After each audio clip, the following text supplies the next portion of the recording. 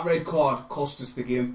Welcome to the match review of the Sunderland game tonight. Sheffield United 2, Sunderland 1. It was a hard one to take in the end, I suppose. A few decisions during the game, which obviously big talking points, had a big impact on the game. Paul, obviously you got it, but what's your thoughts, mate? Well, for the first 15 minutes, we were the better team. I thought we're going to win this game, and they weren't really creating any chances. We were, and the pivotal point in this game was Dan Neil's red card. Just before then, he made 2 silly tackles, and I thought, he's going to have to watch it. The refs noted it. Seconds later, he pulls the man down, straight red card. There's no way 09 was getting back, and it was a red card. Yeah. I do feel sorry for the lad because, heat of the game, heat of the moment, it's just thought instinct, and he's grabbed him because he was bearing down on goal. He would have been through, and he might have scored. It's a silly mistake. He'd probably learned from that, but from then on, I thought after that, Stephen, to be honest, I thought we were. It didn't seem as if we had 10 men. In the first half. The second half totally different. For the rest of the first half, everyone was stopped till half time. We stopped trying to create as much and things like that. But totally. Like you've just said about Daniel, me and him disagreeing on this because although the referee. Yeah, them 2 silly challenges he's talking about. For me, on both of them, he won the ball.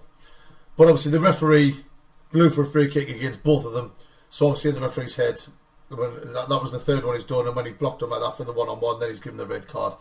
I think he's been very unfortunate to give away them free kicks. But as soon as he's done that, his cards are marked with the referee.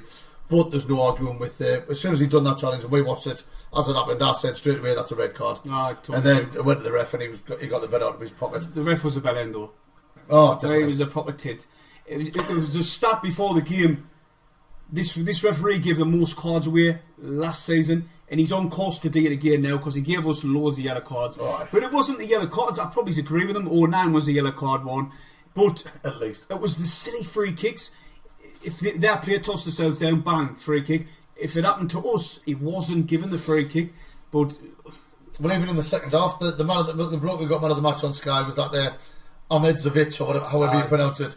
And at one point, he was sitting on the deck claiming that he'd been fouled and he'd been injured. Right. And he's looking up, having a chat there free, and they start having a laugh together. We were losing 2-1. The game's in the final stages, like final 10 minutes or whatever. And he's sitting on the floor having a bit laughing, a bit banter with the ref. Now, I'm not blaming the ref for the result. No. Well, I'm just simply saying that it's like, I don't know if any of you watched Nigel Pearson's interview. He's close to wrapping in football altogether because of the consistency. I did see it. The consistency and low standards by the referee, like all the officials. And you can't be doing that. You've got to be a neutral referee.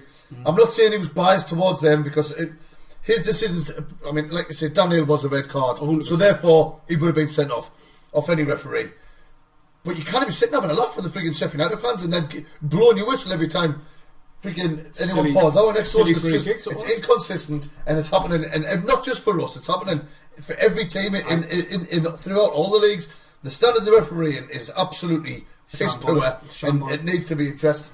It really does. But Stephen, moving on from the second half was started absolutely terrible. It must have been instruction because they were just sitting back. The end of the first half, we weren't sitting back, even though we're down to 10 men. We were pressing. We still had a bit of energy about our play. But as soon as the second half blew, we sat back and we invited them, and they invited them and scored straight away. Well, I said to you, didn't I? And I said on the live stream that we did. The way the start of that second half, it seems to me as if Neil's instructions would have been, right, we're going to sit back, hold them, and then try and break, get them on the counter. But in the first few minutes of the second half, we were too deep. We invited them on too much, and then it was some brilliant play by Sheffield United.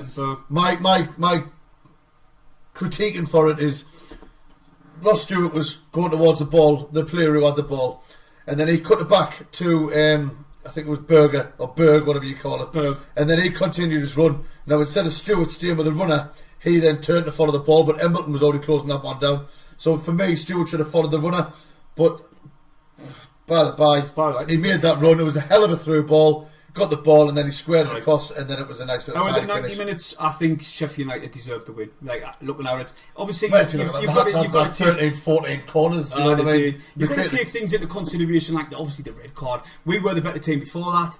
Yeah. There was a lot of positives to tack out that performance from Sunderland as well. There was, as well as Patterson, for me, number one, he's looking a really good prospect for the future him for us. I can see him having a long career at Sunderland. That's if somebody else in the Premier or something doesn't sniper him. Sniper him? Sniper him. What was I looking for? I don't know, pinch him. Tack him, try and sign him, because he made some outstanding saves in the second half. He made some fingertip ones onto the crossbar in the first half, but the second half, Stephen. Some of the, especially towards the end of the game, there's some of the saves he was put off with. The long range effort from the outside of the boot from no,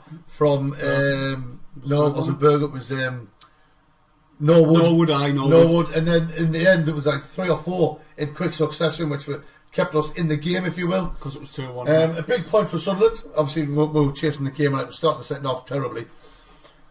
Neil made a triple substitution, brought off 3 attacker-minded players in Embleton, Pritchard and Sims, and brought on a very defensive one with Matete, who's generally a holding midfielder or centre midfielder, and then Bailey Wright and Trey Hughes. We changed the formation up, and pretty much straight after he'd done that, Matete closed them down, won the ball, Stewart got the ball, Gooch made a great run, Stewart slid through and Gooch kept his composure brilliantly. And what a finish it was. He dinked it over the keeper was running out to rush him down, dinked it over him. Lovely finish, absolutely lovely finish, and very well done to Gooch for it. Outstanding that was. After that we had a bit of a rocket up our arse. We were closing them, we were pressing them. We didn't create that many more chances after that, but it was always going to be hard with having 10 men. The press didn't last long, did it? No, it didn't. No, but one thing I will say, and I said during the live stream again, obviously Neil's going to be suspended now for 3 games, and I think all the subs that came on, Matete has basically put a very good case down for himself to be starting the next game in centre midfield in place of Neil. In place of Neil, yeah. Obviously there's no Corey Evans tonight. We don't know if he was injured or not, but some people say he's just being rested. But whether the Corey will just come straight in instead of Matete, wouldn't he? Nail out, Evans back in. That's what that probably's happened against Stoke on Sunday. But then someone... Aye. Because you're going, Elliot Embleton. Might drop Elliot Embleton as well for Matete. We'll have to wait and see, but if it is the case that Corey Evans has been rested, that's a strange one for me, because he was man of the match for me on Saturday. And when you're playing against the big teams in the Championship, and let's be honest, Sheffield United are a big team. They've got some very good players. There was a couple of players on the pitch who cost them more than 20 million. The players they brought on. You know what I mean? So they're a very good team, and if he is just resting them, it's a tough one for me to understand. But I'm sure he had his reasons. Because we didn't know we didn't have the match on in the background. No, we missed the interview. So we didn't really know what the crack was with Evans. So if you know, leave a comment in the comment section below. It'll help us out loads. There was a lot of positives. Like I say, there was obviously the negative of the red card. The referee was terrible, but it could have been a different game if I had 11 men on the pitch. Because to be honest, Stephen, we looked like we were going to go on and win that game the way we were playing. It's easy to say that. It is. Obviously, with Daniel getting the red card, it changed the way they played the game, and obviously it changed the way we had to play. It would have been a completely different game, overall. But like I say, he is saying there is positives. There is. Leanard Gooch played well again tonight. Some of the crosses in the box were brilliant.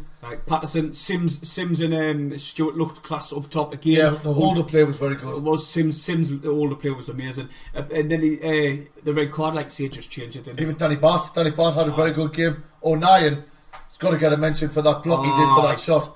He just rifled the shot towards goal, and O'Nien just stuck his head in the way. Took one in the face. Both of us have said our man of the match tonight will be Patterson.